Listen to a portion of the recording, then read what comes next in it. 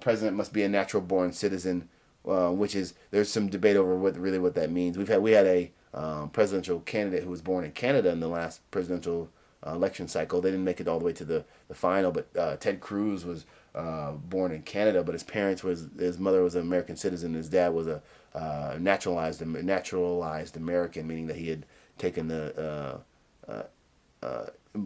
he immigrated to the United States and became a citizen. He was eligible because, again, his parents were American citizens. So it doesn't mean you have to be born in a state. It just means that in the past, it was that your mother was a citizen of the United States. There's a concept out there in certain communities. It's called mama's babies, daddy's maybes.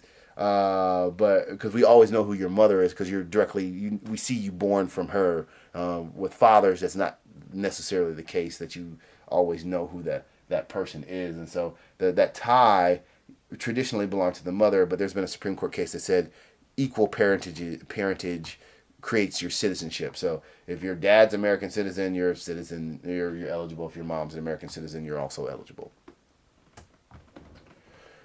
Article 3, the judicial branch. It establishes the Supreme Court and it establishes the court's jurisdiction. It lays out a lot of the things that keeps the court independent from the other branches of government.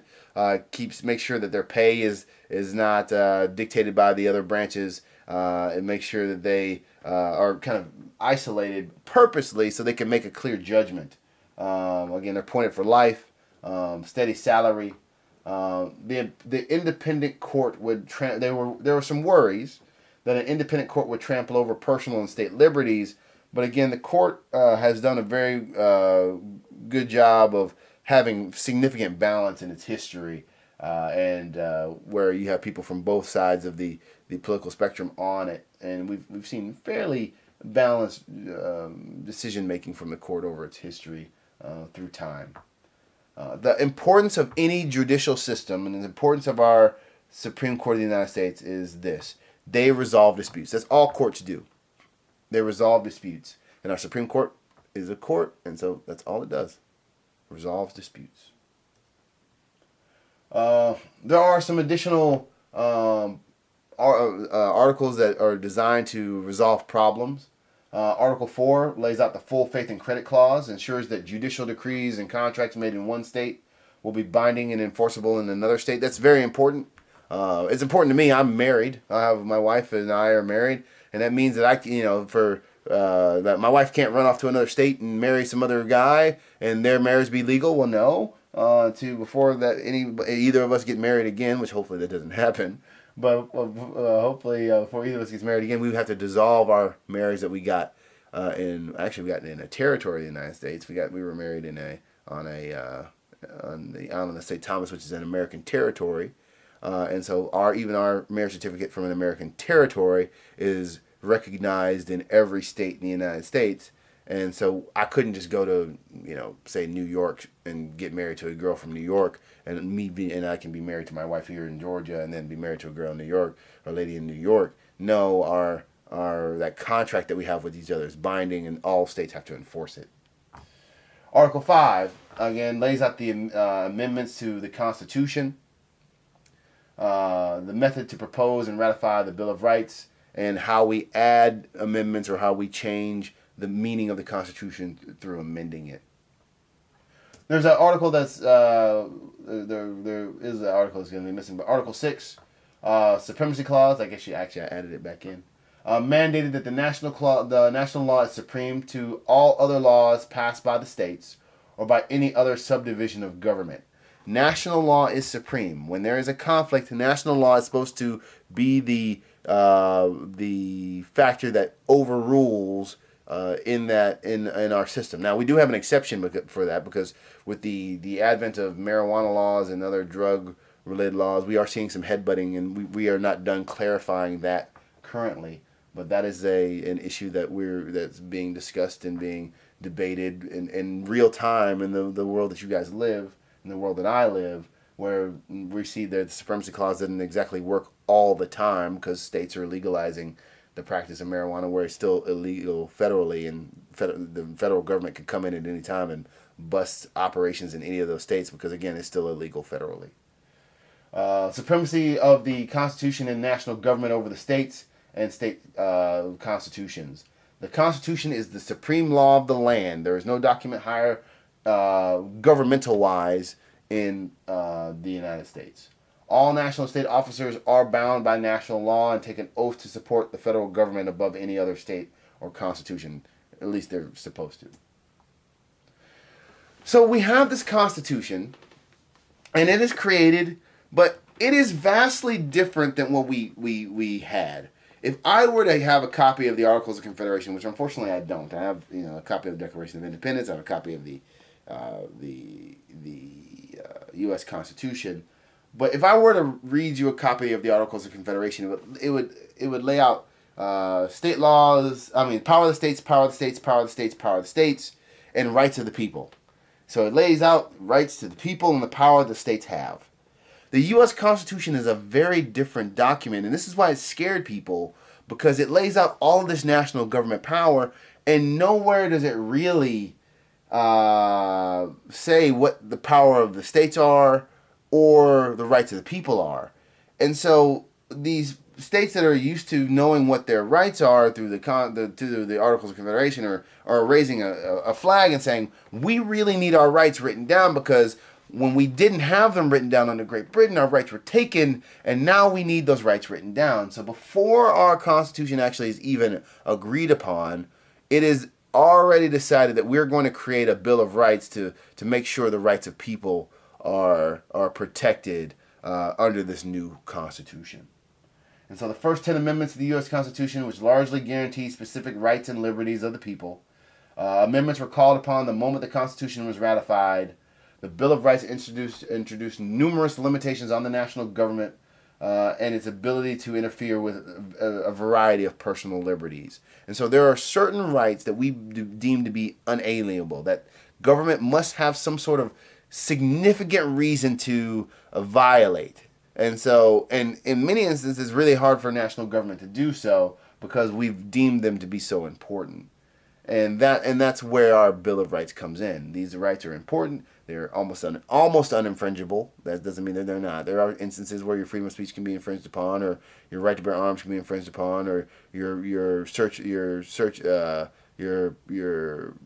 protection of your personal property can be infringed upon.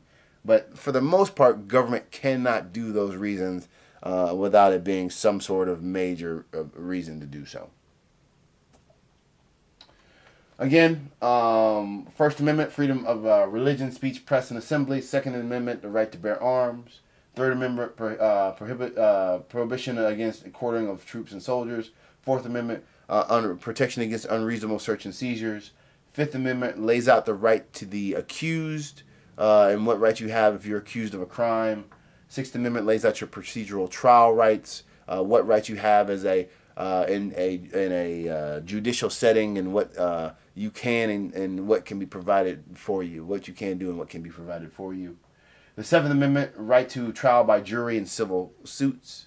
The Eighth Amendment, protection against cruel and unusual punishment and excessive fines or bails.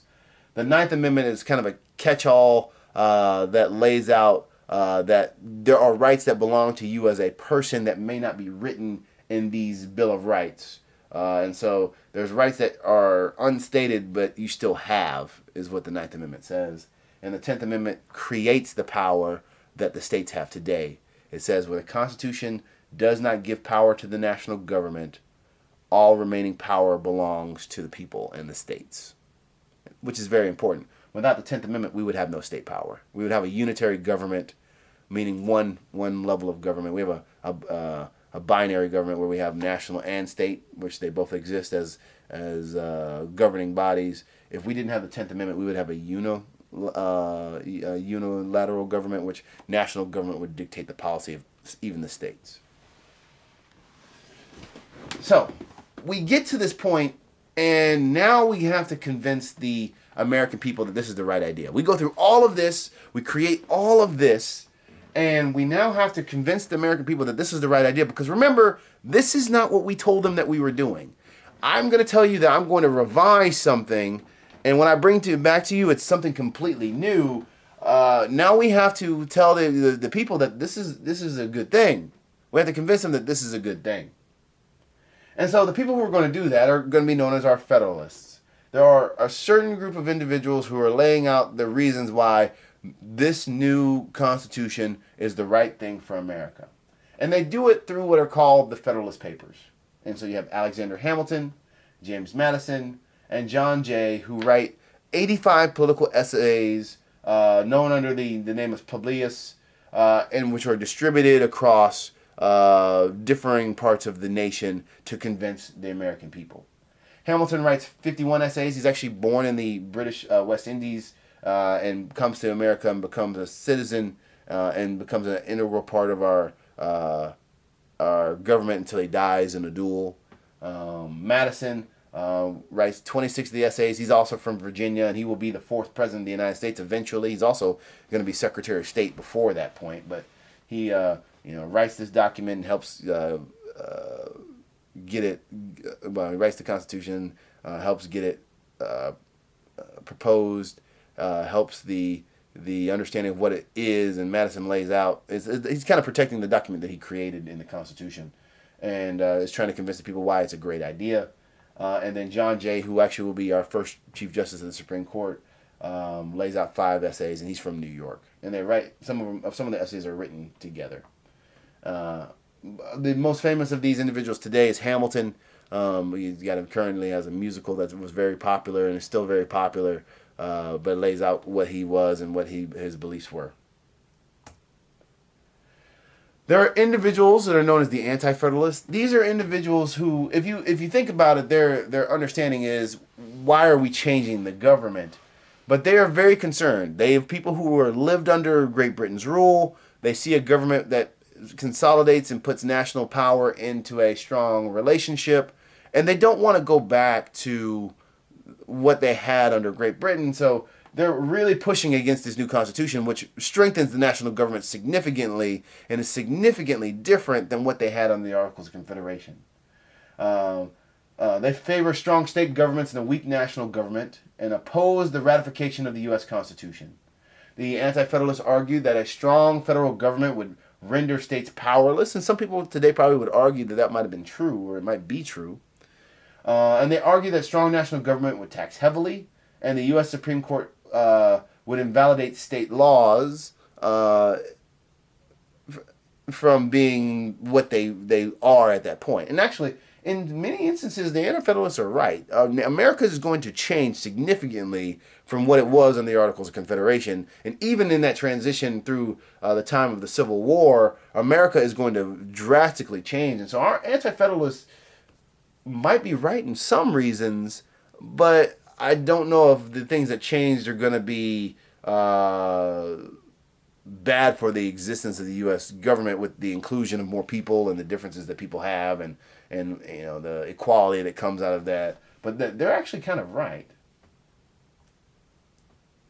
And so Madison is probably the one that addresses these ideas best. And if you ever read any parts of the Federalist Papers, the two that probably are the most significant are Federalist 10 and Federalist 51.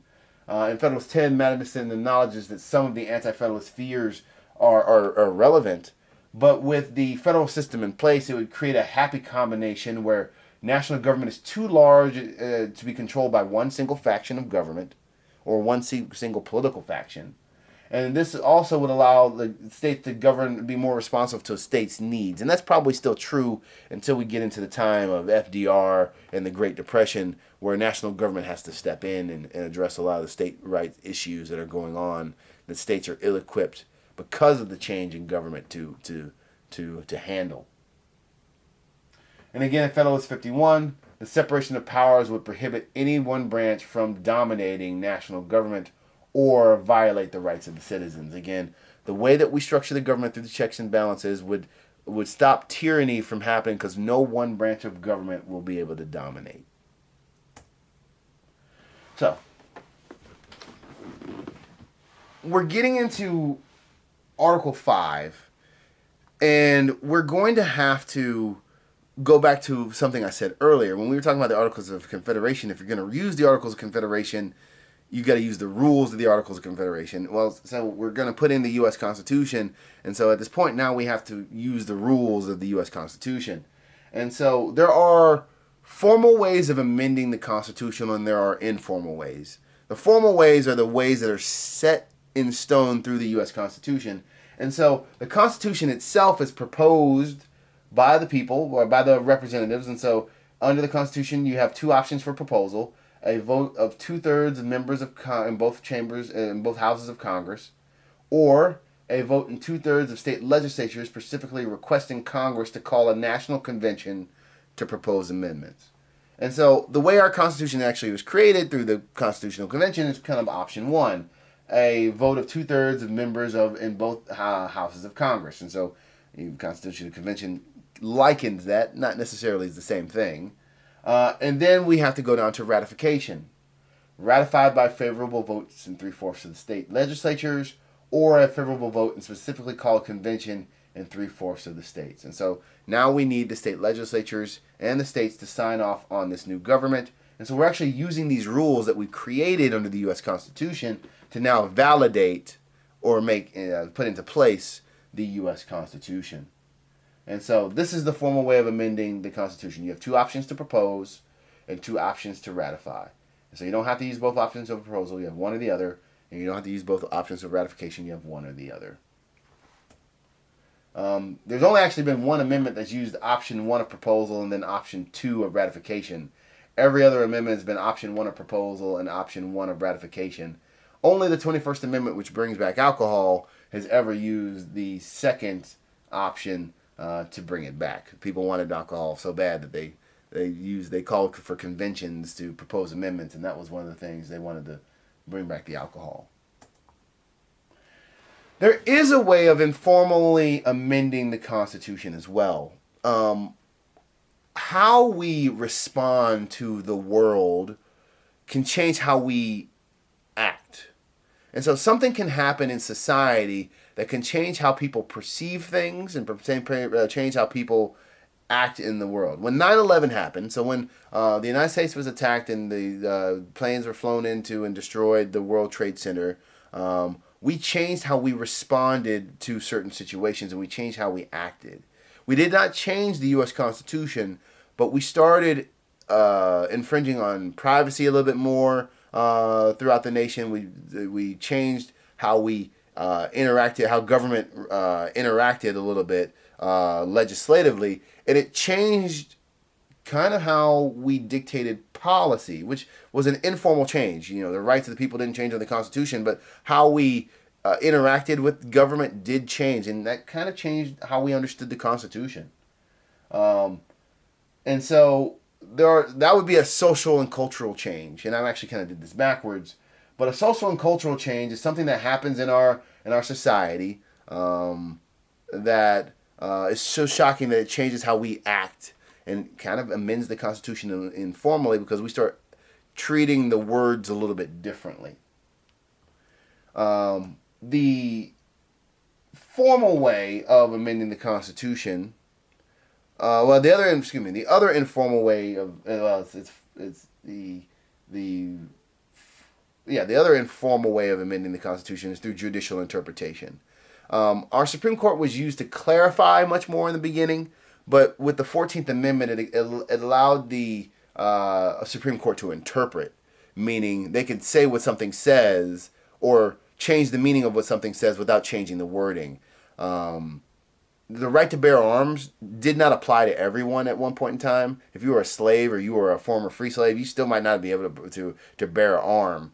And so we end up seeing that our Supreme Court, after the creation of the 14th Amendment, is able to change the meaning of how the Constitution is stated without the words actually changing. That's substantive due process. This court can change the substance of our Constitution without actually changing the wording. And so that's also an informal change to the Constitution. Again, for the purposes of understanding that, I'm not going to ask you any cases on our first test, but if you run across a case, you might want to see, because a judicial interpretation might come up there. So there's a little hint. I don't normally give hints, but there's a little hint about something that you might see. So those who watch this video might get something out of that. But again, judicial interpretation, like Marbury versus Madison, it changed how, it solidified how we understood the national government's relationship with the states.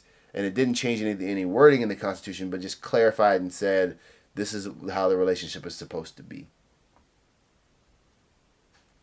All right, well, that's chapter 2. I look forward to seeing you in chapter 3. Make sure again that in the time with me that you printing out the PowerPoints and following along. I print out a couple. You can set your PowerPoints to print out like 3 PowerPoints per page, and follow along. It's good to follow along, make notes, because I test you off of what you read and what is in these lectures, and so you want to make sure you understand both, because I clarify a lot that you might not get through the reading. So, all right, I'll see you in chapter 3.